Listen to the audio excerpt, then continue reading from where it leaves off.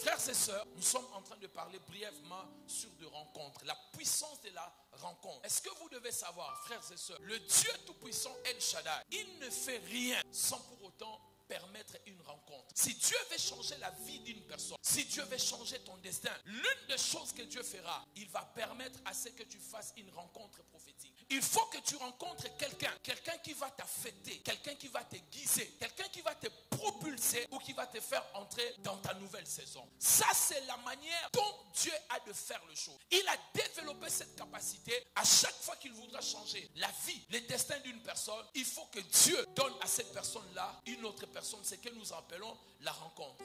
La rencontre dont je parle ici, ce n'est pas le fait de croiser quelqu'un. Je suis en train de parler de ce que j'appelle la connexion. On peut rencontrer quelqu'un et rien ne se passe. Mais lorsqu'on se connecte avec quelqu'un, ça veut dire que vous devenez interdépendants. Et chaque rencontre prophétique est une rencontre de connexion d'interdépendance où tu vas prendre une partie de la personne avec qui tu as été connecté et pareil, cette personne va aussi prendre de ton côté. La rencontre, c'est le fait que deux personnes puissent se connecter par rapport à ces messages. Et mes bien-aimés dans le Seigneur, la rencontre dont je suis en train de parler, elle ne se fait pas seulement lorsqu'on marche et on croise une personne. La rencontre, c'est aussi un rendez-vous divin, un rendez-vous prophétique. Ça veut dire que tu arrives dans un endroit où tu n'étais pas programmé, mais la grâce de Dieu te positionne. J'ai dit à Dieu, je veux que tu me donnes des choses pour lesquelles je suis qualifié. Mais fais-moi grâce de me donner les choses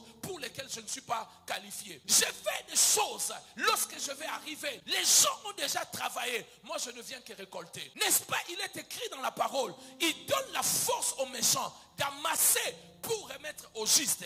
J'ai dit à Dieu, je n'ai pas la force d'aller amasser. Laissez-les amasser pour qu'ils viennent seulement me donner. Tel sera ton héritage au nom de Jésus. Tu ne fourniras pas des efforts. Tu arriveras au bon moment, au moment de partage. Et quand tu vas entrer, toi tu auras ta part. Qui m'a dit amen? Croyez-moi mes bien-aimés dans le Seigneur, c'est ce qui va t'arriver. Tu arriveras comme par hasard. Pendant qu'ils seront là, et ils sont des prophètes. Mais toi tu n'es pas prophète. Quand tu vas arriver, l'esprit des prophètes est saisi. Ils seront dans leur business. Tu n'étais pas programmé. Mais quand tu arrives, ils te diront, nous aurons la part égale. Toi aussi tu dois avoir la même part. Nous avons pensé à toi. Parce que tel sera l'héritage des gens qui aiment le Seigneur. Premièrement, comment on peut faire une rencontre prophétique? Amen. La première manière de faire une rencontre prophétique, c'est à travers la prière. La prière est l'activatrice d'une nouvelle saison. On ne peut pas entrer dans une nouvelle saison si on ne prie pas. Si vous voulez activer une nouvelle saison, la chose principale, c'est la prière. Croyez-moi, à chaque fois que vous avez envie de prier, vous priez, vous ne relâchez pas. Vous priez, mais vous avez envie de rester dans la prière.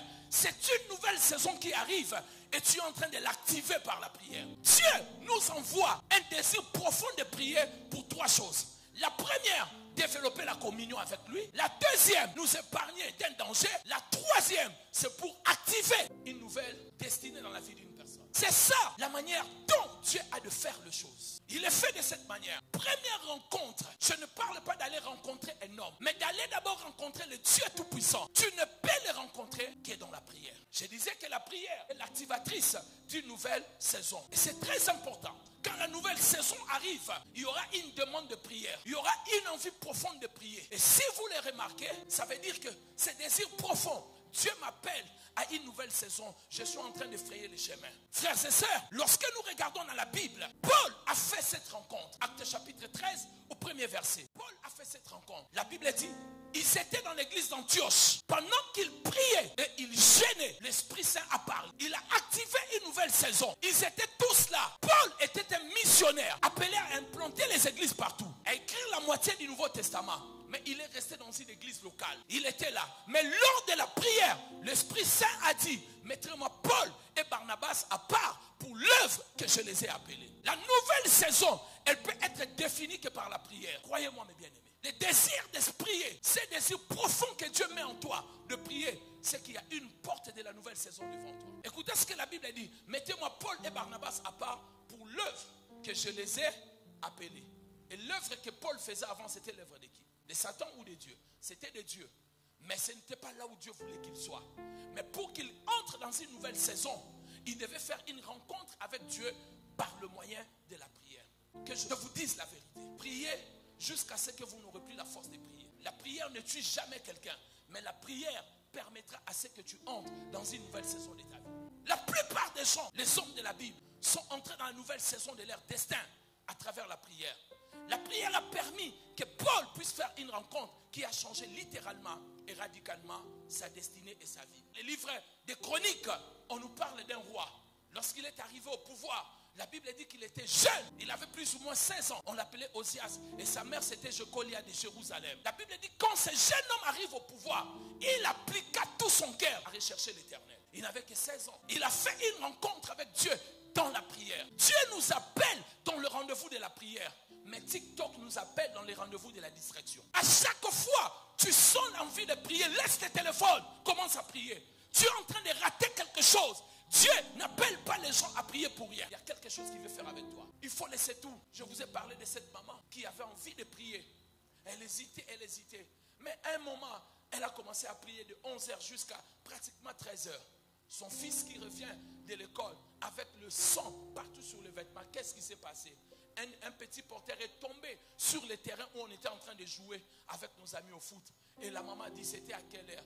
Et elle a dit non, on est sorti en classe un peu plus tôt parce qu'on nous avait libérés. Nous avons profité de jouer au foot à 11h.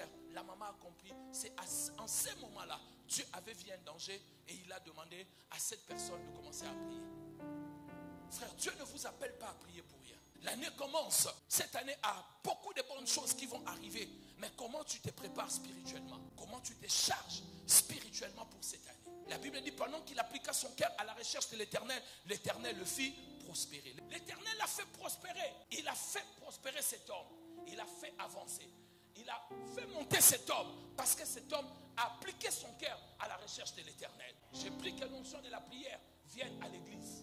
Que Dieu donne à l'église l'onction de la prière et que nous appliquons tout notre cœur à la recherche de l'Éternel pour recevoir de lui ce qu'il a préparé pour nous. Quelqu'un me dit amen. Bien-aimé dans le Seigneur. Deuxièmement, comment on peut rencontrer l'Éternel? On peut rencontrer l'Éternel à travers, on peut faire des rencontres avec Dieu à travers les offrandes, à travers le sacrifice, à travers les autels d'or. Le voyons dans 1 Roi 3 avec Salomon. Salomon a fait une rencontre qui va changer totalement sa royauté et sa destinée. Totalement. Lorsque le jeune homme devient roi, Salomon est un jeune homme qui n'est même pas l'enfant de la femme légitime, qui n'était même pas programmé parce que son frère avait déjà pris la royauté. Et lui, il était entre guillemets bâtard. Sa mère est entrée dans le mariage. Avant d'y entrer, elle était la femme d'une autre personne. Elle a commis l'adultère. Mais comme Dieu ne tient pas compte de notre passé et de nos origines, Dieu a regardé cet homme. Et Salomon, dans cette reconnaissance, quand il devient roi, il va d'abord offrir à Dieu 1000